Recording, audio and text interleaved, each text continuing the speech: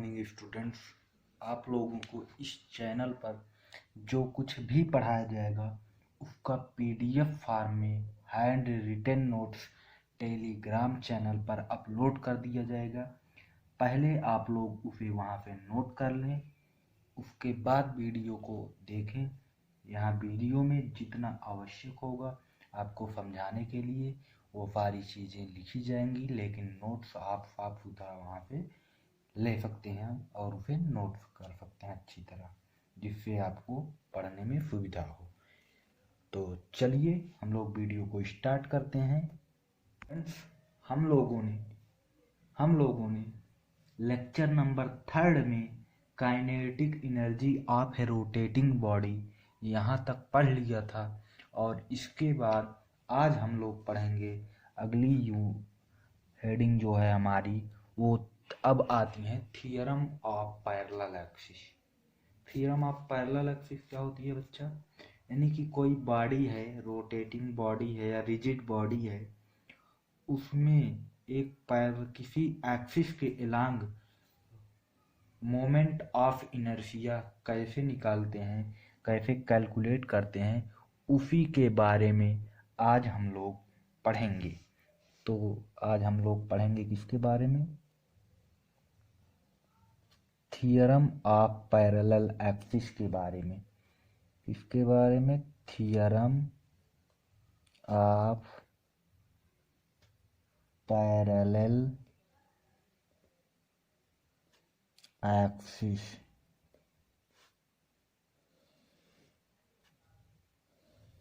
Theorem of parallel axis के बारे में हम लोग पढ़ेंगे। तो सबसे पहले देख लेते हैं कि हम लोग मानते हैं, क्या एक फिगर बना लेते हैं कि ऐसे किसी भी प्रकार से हम लोग मानते हैं कि एक रिजिड बॉडी हो गई, ठीक है। इसका सेंटर ऑफ मास आप लोग जानते हैं ना। सेंटर ऑफ मास का मतलब ऐसा मास बताए हैं कि मतलब ऐसा पॉइंट, ऐसी जगह किसी रिजिड बॉडी में जहां हमें ऐसा महसूस होता है कि उस बॉडी का सारा मास वहीं पर कंसंट्रेट है, यानी कि वहीं पर स्थित है। तो हम लोग मान लेते हैं कि एक एक्सिस जो इसी सेंटर ऑफ मास से होते हुए गुजरती है, सेंटर ऑफ मास को पी मान लेते हैं हम लोग, और इसको कोई नाम दे देते हैं, डी मान लेते हैं, कोई भी नाम दे देते हैं, ठीक है, दे देते हैं। और अब इसी बॉडी से, रिजिड बॉडी से गुजरने वाली एक किसी एक्सिस के अलोंग हमें मोमेंट ऑफ इनर्शिया कैलकुलेट करना है। तो उस एक्सिस को हम क्या करेंगे, इसी सेंटर ऑफ मास से के पैरेलल एक एक्सिस खींचेंगे। सेंटर ऑफ मास के पैरेलल, यानी कि मान लो कोई ये है, ठीक है, ये हो गई, ठीक है। मान लो हमें किसी रिजिड बॉडी में ऐसे एक्सिस दे दी गई, ठीक है। इसका मान लेते हैं ए बी नाम। तो हम लोग मानते हैं कि ये कोई एक्सिस दी गई है किसी रिजिड बॉडी में, और इसी के अलोंग जो है मोमेंट ऑफ इनर्शिया हमें कैलकुलेट करना है। तो इसके अलोंग मोमेंट ऑफ इनर्शिया कैसे कैलकुलेट करेंगे? तो हम लोग क्या करेंगे, हम लोग सेंटर ऑफ मास से गुजरने वाली एक एक्सिस खींचेंगे जो कि इस एक्सिस के, जिसके लिए हमें मोमेंट ऑफ इनर्शिया कैलकुलेट करनी है, इस एक्सिस के पैरेलल हो। पैरेलल मतलब समांतर हो, ठीक है। तो हम लोग मान लेते हैं यहाँ से एक बिंदु कोई P है कहीं पर, यहीं पर हम लोग मान लेते हैं ये एक बिंदु है, P है, ठीक है, जिसकी डिस्टेंस R है, ठीक, ऐसा कुछ। तो होगी क्या, इसके अलोंग मोमेंट ऑफ इनर्शिया, इसके अलोंग मोमेंट ऑफ इनर्शिया होगी इसके, यानी कि सेंटर ऑफ मास से गुजरने वाली एक्सिस के along moment of inertia, plus उसमें ऐड कर देंगे उस बॉडी के मास को, बॉडी के मास और इसके इस एक्सिस के, इन दोनों एक्सिस के बीच की दूरी के वर्ग के गुणनफल को यदि इसके अलोंग मोमेंट ऑफ इनर्शिया में ऐड कर देंगे तो वही हमारी इस एक्सिस की मोमेंट ऑफ इनर्शिया होगी। यानी कि क्या होगी, हम मान लेते हैं कि लेट कि इनके बीच की दूरी h है, इसको दिखा ही दिए हैं, कोई मानने की ज़रूरत नहीं है, यहाँ चित्र में दिखा दिए हैं, बाकी नोट से आप लोग उसे नोट कर लीजिएगा। तो हम लोग क्या मान लेते हैं कि लेट, हम लोग मानते हैं let us consider a body, एक बॉडी है whose मास कैपिटल M, जिसका मास कैपिटल M है और इनके बीच की दूरी h है, इसको देख ही रहे हैं। और हम लोग मान लेते हैं कि let moment of inertia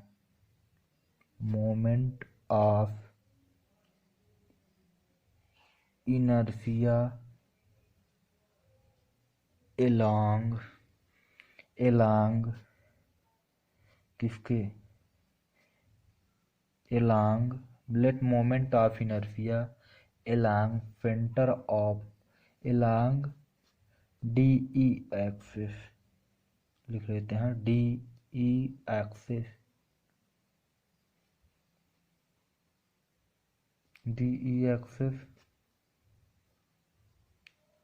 which passes, जो पास होती है, which passes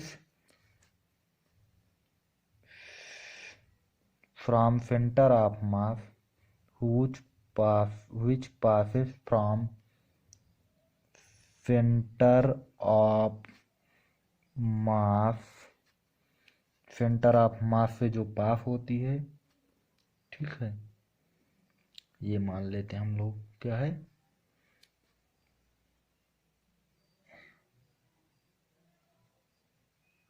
इज ICM है, हम लोग मान लेते हैं ऐसा। तो होगा क्या, हमने क्या कहा, और इसकी लेट मोमेंट ऑफ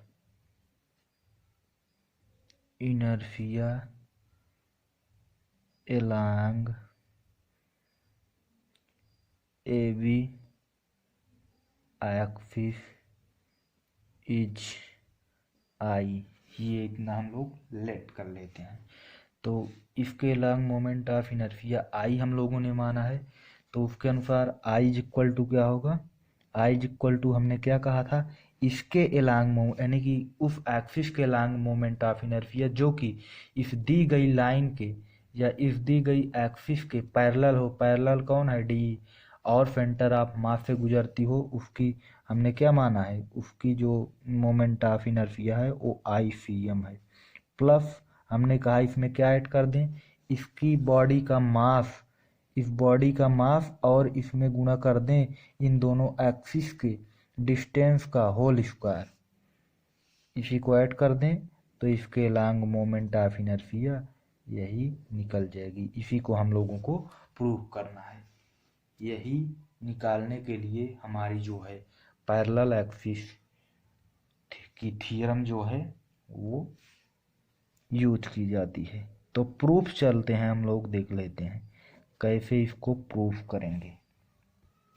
तो हम लोगों ने तो माना है भाई, क्या माना है, RH जो भी है, तो हम लोग जो भी माने हैं यहाँ कुल, ठीक है, HR, तो हम लोग ये R जो P है, P क्या चीज़ माने हैं, P एक पार्टिकल है, इस बॉडी का पूरे एक पार्टिकल है माने हैं।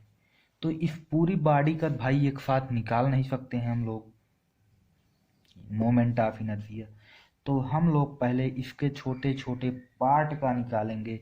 इसीलिए हमने एक छोटा सा पार्टिकल P ले लिया है, इसके लिए निकालेंगे और उसी का समेशन बैठा देंगे। जब समेशन बैठा देंगे तो ऐसे ही सब पूरी बॉडी के लिए निकल जाएगा। जैसे कि हम लोग जानते हैं कि समेशन किसी एक पार्टिकल का निकाल के समेशन कर दिया जाता है तो सभी पार्टिकल का हो जाता है। ठीक, समेशन मतलब उसी प्रकार के सभी पार्टिकलों का योग हो जाएगा। तो यहाँ पर हम लोगों ने क्या पढ़ा, एक चीज़ हम लोगों ने पढ़ा है कि आई इज इक्वल टू क्या होता है, आई क्या है, moment of inertia. I is equal to होता है M R square, M R square होता है। इसे हम लोगों ने पढ़ा है। ठीक, इसी के अनुसार हम लोग प्रूव करेंगे। I is equal to M R square पढ़ा है। तो हम लोग पहले किसके लिए निकालने जा रहे हैं, इस छोटे से पार्टिकल के लिए। इस बॉडी का एक पार्टिकल पी है जो कि इस पार्टिकल पी का जो है, इसी पार्टिकल पी के कारण ए बी के एलॉन्ग मोमेंट ऑफ इनर्शिया पहले निकाल देंगे तो उसका समेशन बैठा देंगे। तो भाई क्या होता है, ए आर क्या होती है, आर जो होता है ये यहाँ पर आर होता है उस पार्टिकल की एक्सिस से दूरी की होती है, उस पार्टिकल की एक्सिस से दूरी होती है या उस बॉडी की उस एक्सिस से दूरी होती है जिसके एलांग मोमेंट ऑफ इनर्शिया निकालनी है। ठीक है, और ये मास क्या होता है, उस बॉडी का द्रव्यमान होता है, टोटल द्रव्यमान।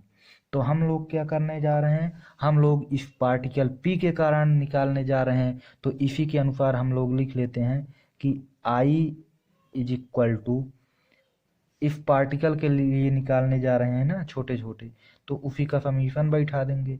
तो भाई एम इसका जो है हम लोग मान लेते हैं, माने नहीं है ना, तो ये पार्टिकल है, पूरी बॉडी का द्रव्यमान कैपिटल एम था, तो इस एक पार्टिकल का हम लोग स्मॉल एम मान लेते हैं, स्मॉल एम है।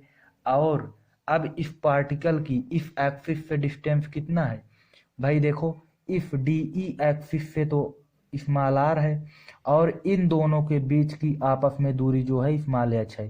तो पूरा यहाँ से यहाँ तक दूरी क्या हो जाएगी, एच प्लस आर ना, दोनों को ऐड कर देंगे तो एम आर स्क्वायर होता है। तो आर की जगह क्या होगा, आर प्लस एच हो जाएगा। तो हो जाएगा small R plus small H का होल स्क्वायर। ये हो गया इस पार्टिकल के कारण। अब भाई हमें पार्टिकल का केवल निकालना नहीं है, पूरी बॉडी का निकालना है। तो इसी पर समेशन बैठा देंगे तो ये पूरी बॉडी के लिए हो जाएगा। ठीक है, अब इसको सॉल्व कर लेते हैं हम लोग। तो वहाँ से आई इज इक्वल टू क्या हो जाएगा, यहाँ से इसको भाई विस्तार कर दो इसका। ठीक है, तो यहाँ पर जब इसको फैलाएंगे तो क्या हो जाएगा, ए प्लस बी के होल वर्ग का सूत्र लगा देंगे। तो होता क्या है, ए स्क्वायर प्लस बी की जगह है बी स्क्वायर प्लस 2ab होता है, 2a की जगह है r और b की जगह है h। ये हमारा हो गया। ठीक, अब हम लोग इसको क्या कर देते हैं, अब m का अंदर मल्टीप्लाई कर देते हैं। तो अलग अलग हम लोग लिख सकते हैं, sigma m r square plus sigma, चाहे सबको अब अलग अलग बांट सकते हैं, सिग्मा को चाहे एक में लिख सकते हैं, M H square plus sigma 2m dot R H, ऐसा कुछ हो गया। अब जो है हम लोग इसको और सिंप्लीफाई करते हैं, M H square plus 2h को बाहर निकाल लेते हैं और m इंटू आर होगा जो होगा यहाँ, ये सिग्मा एम आर स्क्वायर जो होगा, एम आर स्क्वायर जीरो हो जाएगा। अब भाई क्यों जीरो हो जाएगा, ये जीरो यहाँ पर ये इसलिए हो जाएगा क्योंकि द्रव्यमान केंद्र के परितः सभी कणों के द्रव्यमानों के आघूर्णों का योग जो होता है, द्रव्यमानों सभी कणों के, चाहे जो कण हो, मतलब चाहे जितने कण हो, सभी कणों के द्रव्यमानों के आघूर्णों का योग जो होता है, इसके परितः द्रव्यमान केंद्र के परितः जो होता है ये जीरो होता है। आघूर्ण का मतलब समझ रहे हो, उसके द्रव्यमान इंटू, जैसे हम लोग लिखते थे v tau is equal to R into F. तो मोमेंट होता था ना, मोमेंट किसका होता था, वो बल का। तो उसी प्रकार से इसका मोमेंट जो होगा, इसका मोमेंट इस सेंटर ऑफ मास के परितः जो होगा, सभी कणों के ये का योग है ना इसके परितः, तो वो क्या होता है, जीरो होता है। वही लिख देते हैं, चूंकि चलिए इसको, चूंकि मोमेंट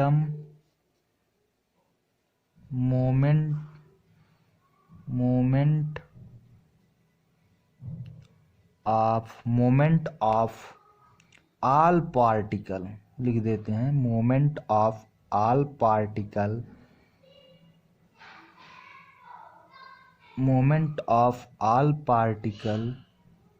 या moment of sum of all particle लिख देते हैं, सम ऑफ ऑल पार्टिकल या of all particle about centre of mass, about centre of mass is zero होता है, इसलिए ये जीरो हो जाएगा। तो हमारे पास बचेगा क्या, अब वहाँ से आई इज इक्वल टू बचेगा sigma M small R square plus sigma M small H square, और ये जीरो होगा, जीरो को गुणा में होगा तो जीरो हो जाएगा। अब क्या होगा, अब यहाँ से हम लोग सिग्मा एम आर स्क्वायर जो है ये सभी कणों का है, यानी कि पूरी बॉडी का, ये क्या हो गया, सिग्मा एम को लिख सकते हैं हम लोग कैपिटल एम, ठीक है। चूंकि पूरी बॉडी का हम लोग यहाँ माने हैं कि पूरी बॉडी का मास जो है वो कैपिटल एम है, इसलिए यहाँ पर क्या हो जाएगा, कैपिटल एम हो जाएगा, capital M into R square हो गया। और क्या हो, और यहाँ से जब एच स्क्वायर को बाहर कर लेंगे तो ये सिग्मा एम क्या हो जाएगा, यानी कि सभी पार्टिकल का योग हो जाएगा, तो ये हो जाएगा कैपिटल एम, ठीक है, capital M into H square, ठीक। अब यहाँ पर capital M into R square, ये क्या बना रहा है, आर कहाँ से डिस्टेंस है भैया, आर है इस लाइन से, यानी कि सेंटर ऑफ मास से गुजरने वाली जो हमारी एक्सिस है उससे दूरी पार्टिकल की क्या है, आर है। तो यानी कि यहाँ से इस लाइन से, यानी कि सेंटर ऑफ मास से गुजरने वाली ये जो एक्सिस है इससे पार्टिकल की दूरी क्या है, आर है स्मॉल। तो और कैपिटल एम पूरी बॉडी का ये मास हो गया, तो यानी कि ये किसके एलांग हो गई, एम आर स्क्वायर, ये जो है ये जब यहाँ से डिस्टेंस है तो इसी के एलांग ये मोमेंट ऑफ इनर्शिया होगी, तो इसलिए ये किसके एलांग है, सेंटर ऑफ मास से गुजरने वाली लाइन के एलांग ना। तो यहाँ पर हो गई आई सी एम, उसे हम लोगों ने क्या माना था यहाँ पर, आई सी एम। और m इंटू एच स्क्वायर किसके बीच की डिस्टेंस है, एच स्क्वायर जो है, बाकी ये जो है ये तो है, हाँ एम एच स्क्वायर ही हो गया, एम एच स्क्वायर हो गया। प्रूफ, यही तो हमें प्रूफ करना था, I is equal to I C M plus M H square. Proof हो गया, हमारी फर्स्ट प्रमेय प्रूफ होती है। आगे हम लोग अगली थियरम जो आती है इसको एक्सप्लेन करने के लिए, वो आती है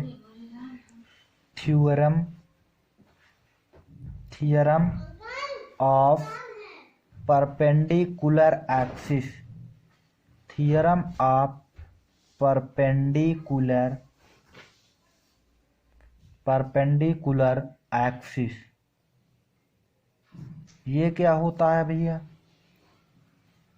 थियरम ऑफ परपेंडिकुलर एक्सिस क्या होती है, इसको कैसे यूज किया जाता है। तो हम लोग मानते हैं कि ये एक हमारी बॉडी है, ठीक है, रिजिड बॉडी है, और यहाँ पर तीन परपेंडिकुलर एक्सिस म्यूचुअली परपेंडिकुलर, तीन कैसी एक्सिस, म्यूचुअली परपेंडिकुलर एक्सिस हैं, ठीक है। ऐसे x, इसे मान लेते हैं y, इसे मान लेते हैं z। अब देखिए यहाँ पर कुछ ऐसा नहीं होता कि इसी को x माने, इसी को y माने, इसको z माने, या इसको y माने, इसको z माने। किसी को हम कुछ भी मान सकते हैं, चूंकि तीनों आपस में परपेंडिकुलर होती हैं। तो किसी को हमें x माने, किसी को y माने, किसी को z माने, ठीक है।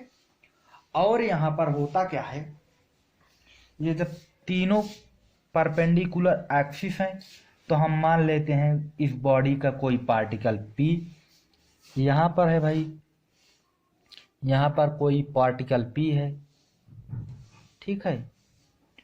और इस पार्टिकल की यहाँ x अक्ष से जो दूरी है,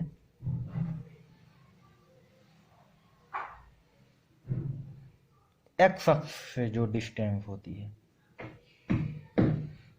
वो क्या मानते हैं, जैसे x अक्ष से डिस्टेंस जब हम लोग मेजर करते हैं तो y पर होती है ना, तो उसको y मानते हैं, यानी कि y आती है।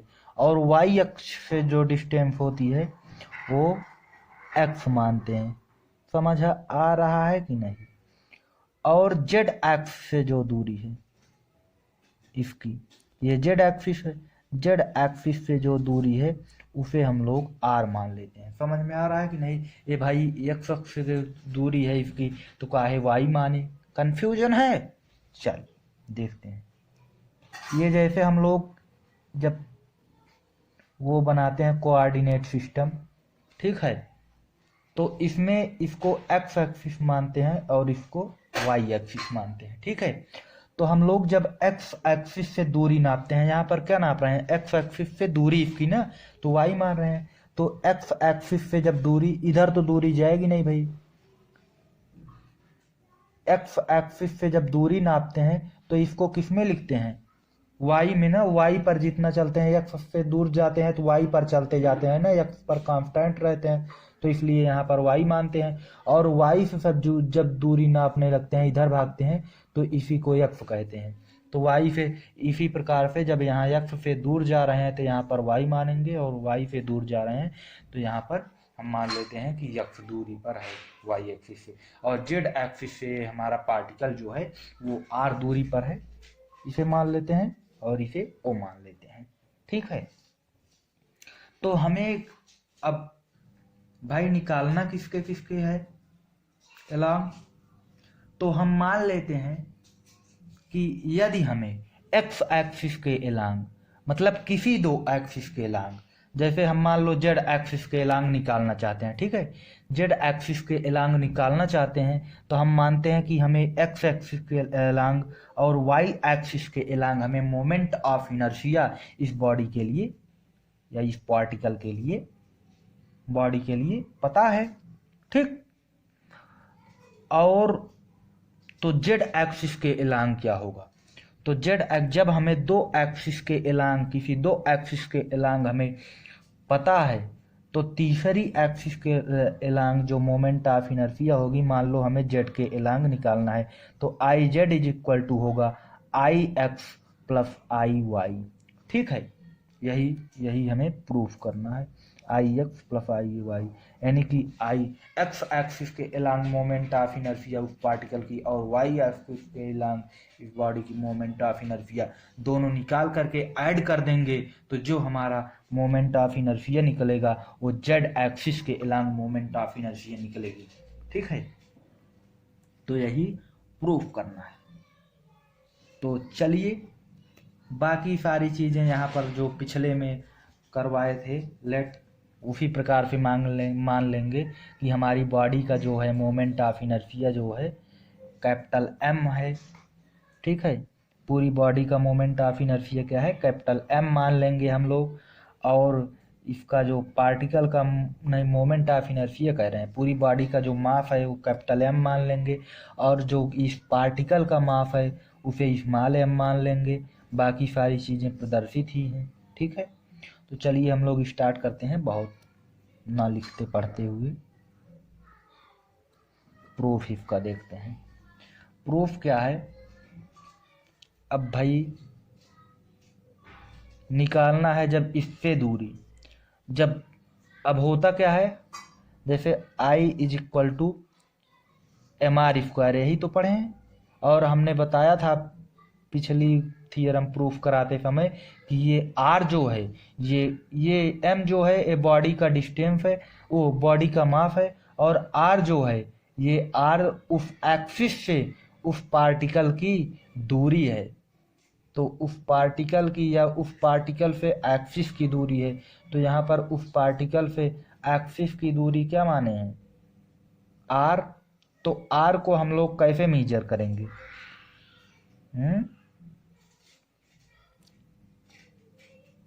R को हम लोग कैसे निकालेंगे? चित्र से जब हम लोग आर स्क्वायर निकालते हैं, तो जब इसको आर स्क्वायर निकालते हैं तो ये आर स्क्वायर क्या आ रहा है, आर स्क्वायर आ रहा है X square plus Y square.